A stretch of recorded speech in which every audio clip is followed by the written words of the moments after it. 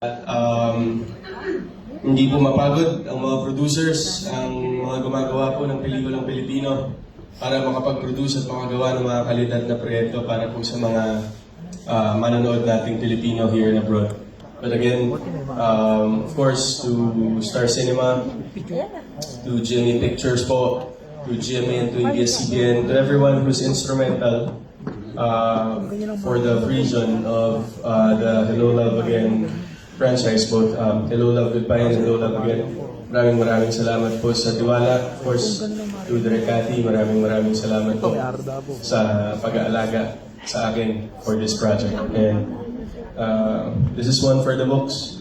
And hindi ko po ito makakalimutan until my last day here in the industry. Maraming salamat po.